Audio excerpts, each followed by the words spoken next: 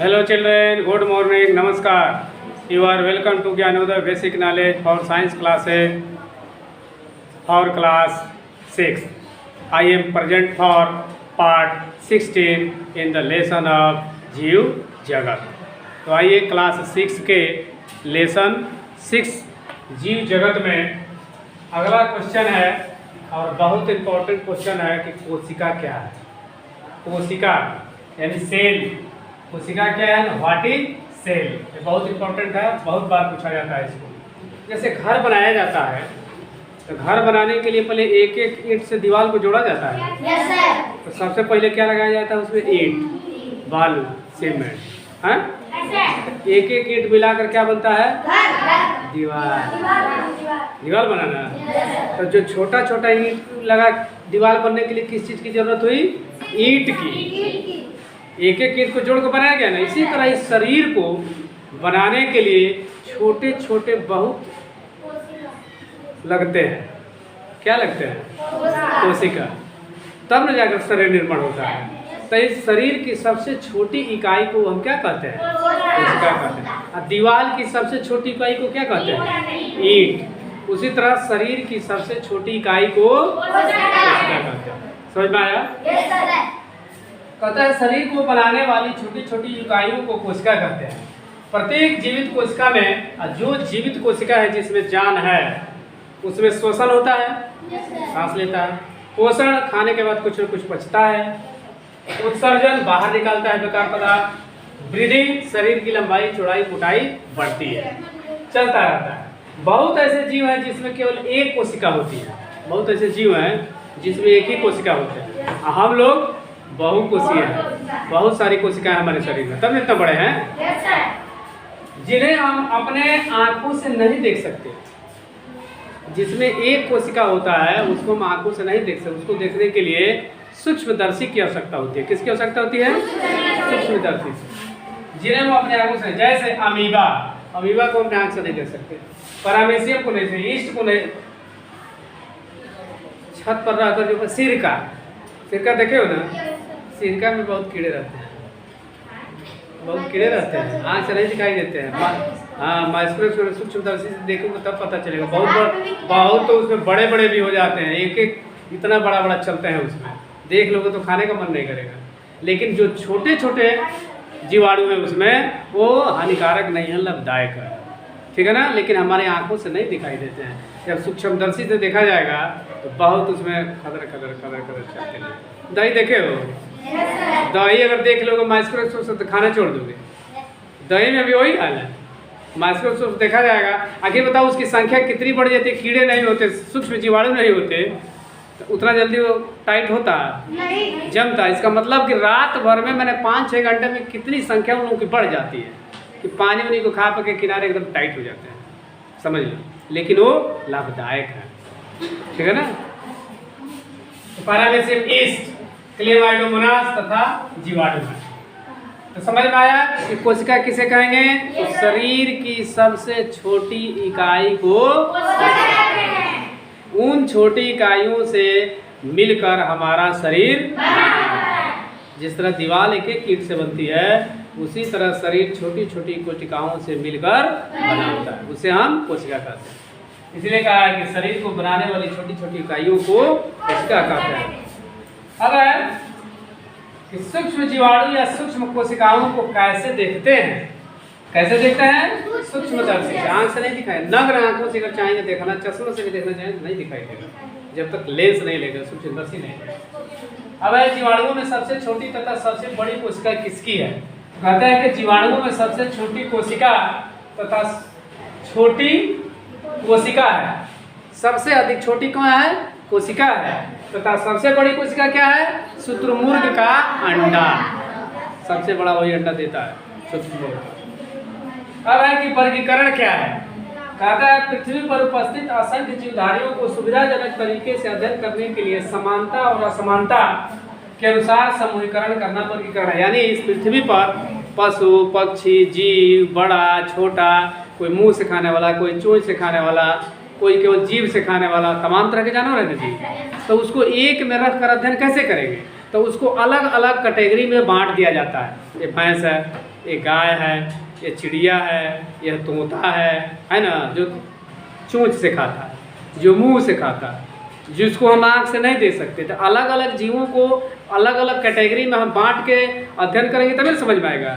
तो इसलिए उसको अलग अलग समानता और असमानता, चोंच वाले को एक जगह, मुंह वाले को एक जगह, उड़ने वाले को एक जगह, पृथ्वी पर चलने वाले को एक जगह, है ना। समानता और असमानता के आधार पर एक समूह में बांट कर अध्ययन करना वर्गीकरण कहलाता है। अगर हम अलग अलग करके वर्गीकरण नहीं करेंगे तो जैसे क्लास में सभी लोग पढ़ रहे हैं, कोई तेज है, कोई मध्यम है, किसी को समझाया जाता है तो तुरंत समझ लेता है, किसी को नहीं समझाने पर नहीं समझ में आता है, तो उसको हिसाब से पढ़ाया जाएगा तब ना आएगा। इसलिए जंतुओं को अध्ययन करने के लिए सबको समानता और असमानता के आधार पर अलग अलग बांट कर अध्ययन किया जाता है। उसी को क्या कहते हैं? वर्गीकरण। अब जंतुओं में वर्गीकरण किस आधार पर किया जाता है? जंतुओं में वर्गीकरण किस आधार पर किया जाता है? तो देखो, जंतुओं में वर्गीकरण निम्नलिखित आधार पर किया जाता है, जैसे संरचना और बनावट के आधार पर। शरीर का बनावट, जैसे हम लोग मनुष्य एक जगह, जानवर एक जगह, अलग हो गए कि नहीं हो गए? तो इसमें जंतुओं के विषय में पढ़ना है। तो कहता है संरचना या बनावट के आधार पर शरीर की बनावट कैसी है। दूसरा है मेरुदंड या रीढ़ के। बहुत ऐसे जानवर हैं जिसमें रीढ़ की, जंतु जो रीढ़ की हड्डी नहीं होती है, घोड़ा, हाथी, हम लोग में है ना जी। ऐसी देखे हो जंतु में कीड़े मकोड़े होते हैं, जैसे झींगा मछली देखे हो, उसमें रीढ़ की हड्डी होती है? नहीं होती है ना, तब ने पकड़ के धीरे से कच्चा कच्चा चबा जाते हैं। हाँ, तो इसलिए रीढ़ की हड्डी, मेरुदंड रीढ़ की हड्डी के आधार पर। तीसरा है प्रजनन विधि के आधार पर। बच्चा पैदा करने की जो तरकीब है, जैसे गाय भैंस बच्चा देता है, मनुष्य की औरतें भी बच्चा देती है। क्या पक्षी बच्चा देता है? अंडा देता है। अलग हो गया कि नहीं हो गया? चमगादड़ बच्चा देता है, मुर्गी अंडा देती है। तो इस प्रकार प्रजनन की विधि के आधार पर, मैंने कैसे बच्चा पैदा होते हैं उस आधार पर भी बांटा गया। जानवरों को अलग कर दिया गया, जो अंडे देते हैं उसको अलग कर दिया गया। नहीं, चौथा है वास के स्थान पर, कि कहाँ रहते हैं। जैसे मवेशी के घर में रहता है, हम लोग घर में रहते हैं, पंछी कहाँ रहते हैं? घोंसले पर। तो बहुत पक्षी हैं जो घोंसले बनाते हैं, बहुत पक्षी हैं दूसरे के घोंसले में जबरदस्ती रहते हैं, जैसे कोयल। वो नहीं, कौवे के घोंसले में कोयल अंडा दे देती है। ऐसा पूर्वक है, गिनने नहीं आता तो इन्हीं से सेवाती है, और जब बच्चा हो जाता है ना तो ध्यान रखी रहती है।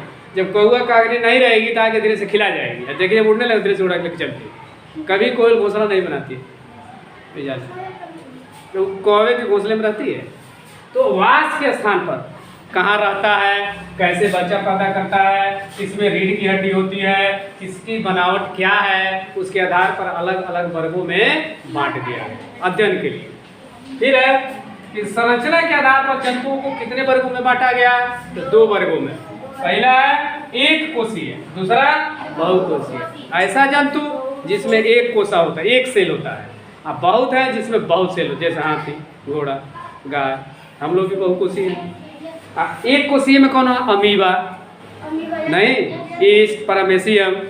इस प्रकार आप कोशिका क्या है और इसको कैसे देखते हैं, कोशिका कितने तरह की होती है, और जंतुओं का वर्गीकरण किस आधार पर होता है, इसको आसानी से जान गए। आइए पूछा जाए, देखा जाए कौन लोग बताते हैं। ठीक,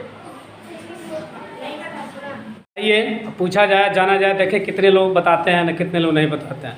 सबसे पहला क्वेश्चन है कि कोशिका क्या है, कौन बताएगा? तुम बताओ। शरीर को बनाने वाले छोटी छोटी इकाइयों को कोशिका कहते हैं। चलो तुम बोलो। हाँ, शरीर को बनाने वाले छोटी छोटी इकाइयों को कोशिका कहते हैं। तुम बोलो। हाँ शरीर की सबसे छोटी इकाई को कोशिका। हाँ, ये भी सही है, सबसे छोटा परिभाषा है। और कोई? हाँ बोलो। शरीर को बनने वाली छोटी छोटी इकाइयों को कोशिका कहते हैं। हाँ चलो, कोशिका को, अच्छा ये बताओ जंतुओं में वर्गीकरण किस आधार पर किया गया है?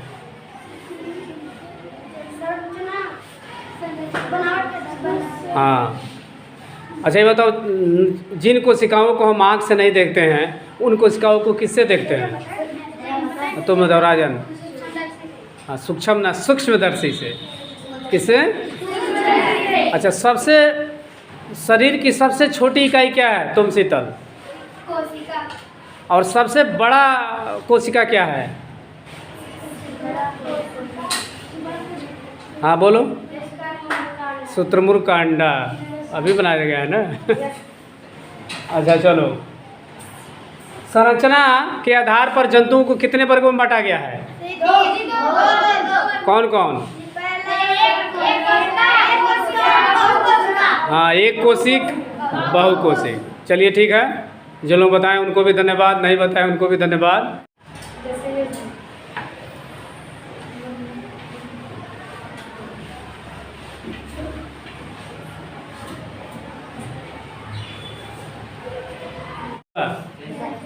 तो आप अभी लेसन पार्ट में जीव जगत में कोशिका क्या है और सूक्ष्म कोशिका को किससे देखते हैं और जीवाणुओं की सबसे छोटी इकाई क्या है, सबसे बड़ी इकाई क्या है और वर्गीकरण क्या है और जंतुओं का वर्गीकरण किस आधार पर किया जाता है, इसका जो इसके विषय में जानकारी बताई गई, इसको बढ़िया से समझ में आया होगा कि वर्गीकरण किस आधार पर किया गया और क्यों किया गया।